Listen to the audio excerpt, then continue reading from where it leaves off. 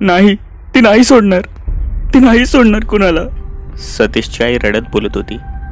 आज गावातला चौथा मुलगा हा अदृश्य आणि गायब झाला होता. तीच असणार, हडळ, डायन. आणि सतीशची आई रडू लागली. पण नेमकी ही आडळ आणि डायन आहे तरी कोण? चला माहीत करून घेऊया. हापशीवरील डायन, एक भयकथा. इकडे गावामध्ये मोठा कार्यक्रम झाला होता. खरं तर ज्योतिरावचे नाव हे चांगलेच होते. ज्योतिरावने पुढाकार घेऊन गावाकडेच असलेल्या रस्त्या बाजूला एक हापशी ही बनवली होती. ज्योतिराव खरं तर उपसरपंच, पण त्याचे कार्य आणि काम एवढे चांगले की गावातल्या प्रत्येक व्यक्तीला ते आवडत असे. पण हापशीच्या उद्घाटनाला फारशी गर्दी नव्हती. अर्ध्या लोकांना ती भीतीच वाटत होती, कारण की ज्या जागेवर ती हापसी बांधली होती ती हाडळीचीच बोलत होते. कार्यक्रम झाला, पण ज्योतिराव थोडे उदास होते. तसंच रात्रीचं ज्योतिराव आणि त्याच्या मित्रांचे बोलणे हे चालू झाले. त्यातच एक मित्र बोलला, हे बघ ज्योत्या, तू जे केलं ते बरोबर नाही केलं. माहिती आहे ना, प्रत्येक 30 वर्षातून ती डायन येते आणि मुलांना घेऊन जाते. त्यातच ज्योतिराव चिडत बोलला, अरे काय चाललंय तुमचं? जग कुठे चाललंय आणि तुम्ही कुठे आहात? जरा सुधरा. हे भूत पिशाच असं काही नसतं. किती वेळ सांगू तुम्हाला? आणि ज्योतिराव रागाच्या भरात तिकडून निघून गेला. मित्रांनाही समजले की काय झाले होते. ज्योतिराव घरी आला आणि आपल्या मुला म्हणजे सतीशला सांगू लागला, बाळा हे बघ, या जगामध्ये भूत पिशाच असं काहीच नसतं. हे फक्त मानवी खेळ आणि समज आहे. सतीश हा 9 वर्षाचा मुलगा. त्यानेही त्याच्या बाबाच्या होकारात हो दिला. रात्री जेवण वगैरे उरकले आणि झोपी गेले सगळे. जी श्रापित हापसी अशी तिला बोलत होते, खरं तर ती आता लोकांच्या उपयोगी पडत होती. गावाच्या बाजूने जाणारे येणारे लोक हे त्या हापसीचा भरपूर फायदा घेत असे. कोणी तोंड धुवायला तर कोणी पाणी प्यायला. साधारण महिना निघून गेला होता आणि अचानकच ज्योतिरावच्या घराचा दार ठोठवण्याचा आवाज आला.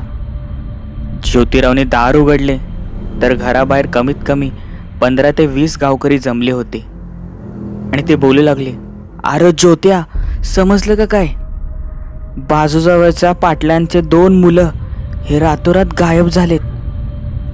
ज्योतिरावलाही धक्का बसला. अगदी 15 वर्षाचे ते मुलं हे असे कसे काय गायब होते? त्यातच ज्योतिरावने पोलिसांकडे धाव घेतली. गावकऱ्यांच्या मदतीने त्यांनी कंप्लेंट दिली. पोलिसांनी आम्ही शोधतो असे सांगितले. ते घरी आले आणि गावामध्ये असे प्रकार घडू लागले. लहान मुलांना एक बाई दिसत असे. ती बाई, तिचे केस सफेद असे, नख वाढलेले असे. सतत मुलं बोलत असे, ती आमच्याकडे बघून हसते. ज्योतिरावला हे समजले. ज्योतिरावने जमेल तितक्या सगळ्या पालकांना सांगितले, हे बघा, असलं काही नसतं. तुम्ही कशाला आपल्या मुलांच्या मनात. पण एवढंच की काय, आता मुलं आजारी पडायला लागले होते. ज्योतिरावच्या वडिलांनी सांगितले, बघ ज्योत्या, 80 वर्षाचा मी, मला अजूनही कळतंय. ती 30 वर्षातून येते आणि मुलांना घेऊन जाऊन त्यांचा बळी देते. तू विश्वास ठेवू नाही तर नको ठेवू, पण जे सत्य आहे ते सांगतो. लहानपणी माझ्या बानी देखील मला असंच वाचवलं होतं तिच्या तावडीतून. ज्योतिराव तिकडून उठले आणि निघून गेले. ज्योतिरावने ठरवले की या गावकऱ्यांना सांगायचे की भूत वगैरे असे काहीच नसते. म्हणून ज्योतिरावने गावामध्ये एक लहानशी सभा घेतली आणि सगळ्यांना सांगितले की हे बघा, तुमच्या मनातला भ्रम आणि गैरसमज मिटवण्यासाठीच आज रात्री मी त्या हापशीवर जाणार आहे. आजची रात्र मी तिकडेच काढणार आहे. ती डायन असेल तर मला येईल, मारून जाईल, आणि नसेल तर मी उद्या सकाळी सुखरूप येईल. गावकऱ्यांनी विरोध केला की जाऊ नकोस, तुला ती मारून टाकेल.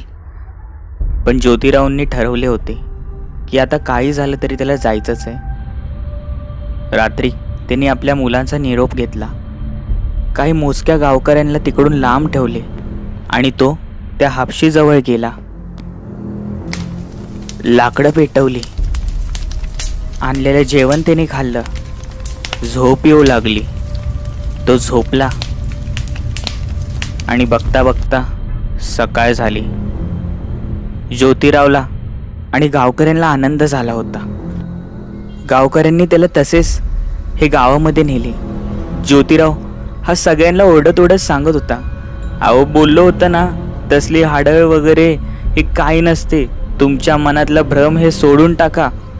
हे मुलं जे गेले आहेत हे इथलंच कोणीतरी नेलं असणार. आणि अचानकच गावातलीच एक बाई ही रडत रडत तिकडे आली आणि बोलली, अरे ज्योत्या, माझा मुलगा गेला रे, त्या हाडळीनेच नेला. अरे ती डायन, मी स्वतः माझ्या डोळ्याने तिला बघितलंय रे, लांब लचक. ज्योत्या, माझ्या मुलाला वाचव रे, वाचव. ज्योतिरावला काय बोलायचे ते समजत नव्हते. ओरडले तर त्या बाईची मनस्थिती सध्या तशी नव्हती. ज्योतिरावने पुन्हा एकदा पोलिसांकडे धाव घेतली. पोलिसांनीही स्पष्ट सांगितले की हे बघा, डायन वगैरे असलं काही नसतं. तुम्ही तिचं स्पष्ट वर्णन सांगा, मग आम्ही आमची कारवाई करू. गावात मुलांमध्ये आणि आता गावकऱ्यांमध्ये देखील भयभीत आणि भीतीदायक गैरसमज वाढले होते. आणि एका रात्री ज्योतिरावच्या त्याच्या मुलाने त्याला असं काही सांगितले जे ऐकून तो थक्क झाला. बाबा, ती मावशी खूप चांगली आहे हो. तसंच ज्योतिराव बोलला, कोणती मावशी? आणि सतीशने सांगितले, अहो तीच, तुम्हीच तिच्या खांद्याला लागाल. ती दिसायला अगदी चांगली आहे आणि हो, माझा लाडही करते. ज्योतिरावने त्याच्याकडे दुर्लक्ष केले, पण सतीशने सांगितले, ती मला खेळता खेळता बोलत होती, चल हापशीजवळ जाऊ, पाणी पिऊ. पण मी स्पष्ट नकार दिला. पण हो, यापुढे जर मावशीने मला बोलवलं तर नक्की जाईल. त्या क्षणी ज्योतिराव चिडत बोलले, कोणती मावशी? काय चाललंय तुझं? अरे लेका, अभ्यासाकडे लक्ष दे. ज्योतिरावने तो विषय टाळला. इकडे रात्रीचे सगळे झोपले होते, पण त्याच क्षणी सतीश जोरात ओरडला. सगळ्यांना जाग आली. ज्योतिरावने आणि सतीशच्या आईने विचारले, अरे काय झालं?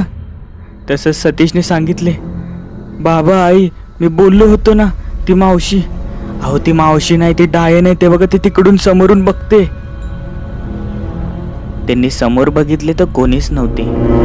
पण सतीशने सांगितले, ती अगदी उंच होती, केस पांढरे होते, नख मोठेच्या मोठे, आणि हो, ती मला बघून हसत होती, माझ्याकडेच बोट दाखवत होती. ती मला नेणार तर नाही ना? ज्योतिराव रागात बोलला, हे बघ, असं काय नाही, झोप. आता तू बी सगळ्या मुलांसारखं झाला की काय? दुसरा दिवस उघडला. गावामध्ये मोठी चर्चा होती. गावकरी जमले. ज्योतिरावने सांगितले की आता आपण पहारा द्यायचा. यापुढे ती जी कोणी व्यक्ती आहे तिला पकडायचं. गावकऱ्यांमध्ये एकमताने ठराव झाला आणि रात्रीचा पहारा सुरू झाला. ती रात्र कशीबशी निघून गेली. कोणालाही कुठली डायन नाही दिसली, नाही कुठली मुलं पकडणारी टोळी. सकाळी ज्योतिराव घरी आला आणि त्यांनी पाहिले की त्याचा मुलगा सतीश हा तापाने फणफणत आहे. ज्योतिरावने कारण विचारले तर तेच, ती काल पुन्हा आली होती, ती मला घेऊन जाणार. सतीशचे बडबडणे चालूच होते. गावाशेजारीच एक डॉक्टर बोलवला. सतीशला गोळ्या दिल्या आणि झोपवलं. त्याच रात्री ज्योतिरावचे बाबा त्याला बोलले, लेकरा ऐक, आज अमावस्या आहे. मी पूर्ण रात्र जागणारच आहे. पण हो, जर त्या डायांनी आपल्या मुलाला नेलंच तर त्या हापशीजवळच कुठेतरी काहीतरी असा असेलच ज्याचा तू शोध घे. असं बोलूनच ज्योतिराव तिथून चिडत निघून गेला. इकडे रात्रीचा पहारा वाढला होता. बायका आणि पोरं आपापल्या घरीच होतेच. त्यात अमावस्याचा दिवस. सगळे इकडे मशाली देऊन पहारा करत होते. त्यातच एक व्यक्ती धावत धावत हा ज्योतिरावकडे आला आणि त्याला सांगितले, भाऊ भाऊ तिने नेलं, तुमच्या सतीशला पण नेलं. ज्योतिराव चिडला आणि त्याच क्षणी आपल्या घरी पळत गेला. त्याच्या मागे अर्ध गाव आलं. त्याने आपल्या बाबांना बघितलं आणि तो थक्क झाला, कारण की त्याच्या वडिलांना त्या डायांनी मारले होते. शेवटच्या श्वासामध्ये त्याचे वडील बोलले, लेकरा तुला बोललो होतो ना ती येणार. लेकरा जा, काहीतरी कर, नाहीतर सतीश पण जाईल. ज्योतिरावला आता विश्वास पटला होता. तिकडे तो रडत बसला, कारण की इकडे त्याचा बाबा हा त्याच्या डोळ्यासमोरच गेला होता. पण असं रडून आता चालणार नव्हतं. तिच्या पत्नीने त्याला धीर दिला. तीही जखमी झालीच होती. ज्योतिराव उठला आणि गावातल्या काही वयस्कर व्यक्तींना विचारले की आपण काय करू शकतो. त्यांच्याकडनं कल्पना घेतली. जवळजवळ 50-60 गावकरी त्या हापशीजवळ पोचले आणि लांबूनच ते बघायला लागले. त्या हापशीच्या शेजारीच ती डायन, तिचा तो विचित्र अवतार तिने धारण केला होता. तिचे केस आता हवेत तरंगत होते, सफेद पडले होते. तोंडाला रक्त हे गळत होतं. उलटे पाय, उलटे हात आणि अशा अवस्थेत ती हसत होती. तिच्या बाजूलाच अग्नी पेटत होती. इकडे ज्योतिरावची स्पष्ट नजर गेली आणि त्यांनी पाहिले की तिकडेच त्याचा मुलगा सतीश देखील होता. तो बेशुद्धीच्या अवस्थेत होता. ज्योतिरावला समजले की जर आता मी नाही गेलो तर ती माझ्या मुलाला देखील मारेल. ठरल्याप्रमाणे ज्योतिरावने आपल्या गावकऱ्यांना काही सूचना दिल्या. इकडे गावकरी बोलले, नाही भाऊ, आम्ही हे नाही करणार. ज्योतिरावने सांगितले, हे करावंच लागेल. माझ्या मुलासाठी आणि आपल्या गावातल्या येणाऱ्या मुलांसाठी. जर हे नाही केलं तर कोणीच नाही वाचणार. गावातली पुढची पिढी बर्बाद होईल. गावकऱ्यांनी त्याला विरोध केला, पण ज्योतिरावने काही ऐकले नाही. ज्योतिराव हा शेवटी त्या हापशीजवळ पोचला. त्या डायांची नजर त्याच्याजवळ गेली आणि ती बोलली, काय रे, तू पण मरायला आलास का? त्यात ज्योतिराव बोलला, हो, पण आज तुला या पृथ्वीलोकवरनं मिटूनच जाणार. ती डायन चिडली आणि बोलली, हे बघ, तुझ्या पोराला तर मारणारच आहे आणि याचा बली घेऊन मी अजून 30 वर्ष जगणार. 30 वर्ष मी या पृथ्वीलोकवर राहणार. आणि ती जोरजोरात हसू लागली. तिकडे ज्योतिराव बोलला, पण असं होणारच नाही. मी तुला आव्हान देतो, असेल हिम्मत तर ये. माझा पाठला कर, मला पकड आणि मला मार. आणि ज्योतिराव हे तिकडून पळत सुटले. तिच्या मागोमाग ती डायन पळत होती. हा धावण्यामध्ये अगदी वेगवान होता. इकडे ज्योतिराव पुढे आणि ती डायन मागे. यांची पळण्याची ती शर्त चालू झाली. ती डायन मागून किंचाळत होती,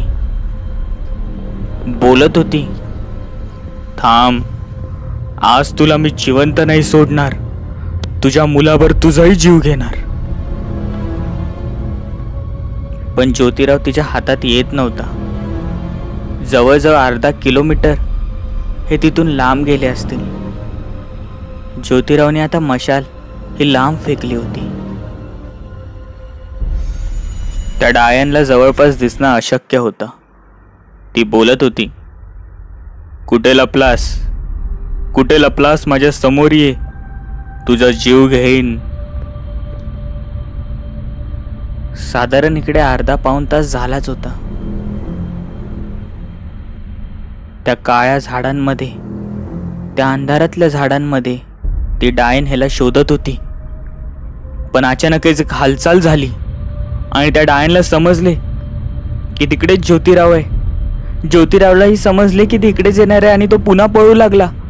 आणि पळता पळता त्या डायननी एक वार हा ज्योतिरावच्या पाठीवर केला. ज्योतिरावला इजा झाली. ती डायन हसू लागली. ज्योतिरावचे रक्त सांडायला चालू होते, पण वेग काही कमी झाला नव्हता. ती तशीच पळत होती. ज्योतिराव इकडे पळत होता आपल्या मुलासाठी, गावातल्या मुलांसाठी. पण त्याच क्षणी पुन्हा एकदा वार हातीने त्याच्या पाठीवर केला. ज्योतिरावला पुन्हा इजा झाली. ज्योतिरावची वेग ही कमी आणि बघता बघता इकडे 20-25 मिनिटं उलटून गेले असतील. ज्योतिराव हा आता हळूहळू तिच्या तावडीत सापडायला चालू झाला होता. शेवटी ज्योतिराव तिकडेच पोचला जिथून ही शर्त सुरू झाली होती. ज्योतिरावने नजर ही तिकडे टाकली आणि जोरजोरात हसू लागला. ज्योतिराव एका दगडावर बसला, तिचा सहारा घेऊ लागला. तो पूर्णपणे रक्ताने भिजला होता. त्यातच ती डायन बोलली, काय रे, का हसतोयस? ज्योतिरावने आपले बोट त्या अग्नीजवळ आणि त्या हापशीजवळ केली. त्या डायनची नजर तिकडे गेली. ती जोरात किंचाळली, असं करू नका, असं करू नका, मी तुम्हाला जिवंत सोडणार नाही. ती डायन जोरजोरात ओरडू लागली. तिने पळण्याचा प्रयत्न केला, पण ज्योतिरावने तिचे पाय धरले. तिची ताकद एवढी होती की ती ज्योतिरावला देखील फडफडत नेऊ लागली. पण तिला समजले की ज्योतिरावला जर आता सोडवले नाही तर तिला कदाचित हे पृथ्वीलोक सोडून जायला लागेल. तिने आपल्या मोठ्या नखांनी ज्योतिरावच्या डोक्यावर वार केला. ते नख ज्योतिरावच्या डोक्याच्या आरपार गेले. ज्योतिरावचा हात तिथून सुटला, पण क्षणभरात ती डायन जोरजोरात ओरडायला लागली, किंचाळायला लागली. कारण की ती डायन तिची ताकद नाहीशी झाली होती. झाले असे होते की ज्या क्षणी ज्योतिरावना यांनी कल्पना दिली तेव्हा ज्योतिरावने ठरवले, आपल्या गावकऱ्यांना सांगितले, हे बघा, वाचण्याचा एकच पर्याय आहे. आपल्या गावच्या ज्येष्ठांकडनं आपल्याला समजले की तिचं प्रेत तिकडेच कुठेतरी आहे.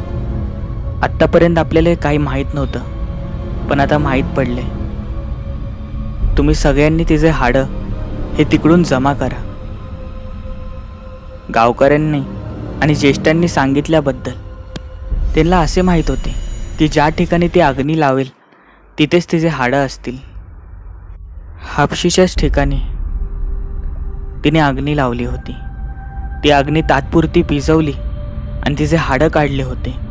पुन्हा अग्नी लावली, पण इकडे ज्योतिरावने तिचं ध्यान भटकवण्यासाठी तिला लांब पळत नेले. आणि तेवढ्याच क्षणी गावकऱ्यांनी तिचे ते हाडं त्या नवीन लावलेल्या अग्नीमध्ये टाकले. ती डायन त्याच क्षणी अदृश्य होऊ लागली, जळू लागली, मरू लागली, किंचाळू लागली आणि शेवटचं बोलली, मी येईल, पुन्हा येईल. इकडे सतीशला हळूहळू जाग येऊ लागली. गावकऱ्यांनी सतीशला उचलले आणि ज्योतिराव जवळ नेले. ज्योतिरावची शेवटची श्वास हे चालू होते. ज्योतिरावने तोडत मोडत बोलले, काळजी घे आणि गावची रक्षा कर. ज्योतिरावने त्या क्षणी शेवटचा श्वास घेतला. ज्योतिरावच्या या बलीमुळे गावातले मुलं आता भयमुक्त झाले होते त्या डायनपासून. आणि हो, ती हापशी आता तिथे लोक जायला घाबरत नाहीत. येणारे जाणारे लोक आता तिथे तासभर थांबून पाणी पितात, तोंडही धुतात. रात्रीचे देखील आता तिथे चक्क बायका हे पाणी आणायला जातात. पण एक प्रश्न मला नेमकी पडतो. ती डायन जायच्या वेळेला बोलली होती की मी परत येईल, कोणाला जिवंत सोडणार नाही. ती परत येईल की कायमची निघून गेली? कथा कशी वाटली? आवडली असेल लाईक, नसेल आवडली तर डिसलाईक. तुमचे काही कथा अनुभव असतील तर डिस्क्रिप्शनमध्ये दिलेल्या मेल आय डीवर, इंस्टाग्रामवर किंवा फेसबुक आय डीवर मला नक्की शेअर करा. चॅनलला सबस्क्राईब करायला विसरू नका. बेल नोटिफिकेशन नक्की दाबा. भेटूया पुढील भागांमध्ये.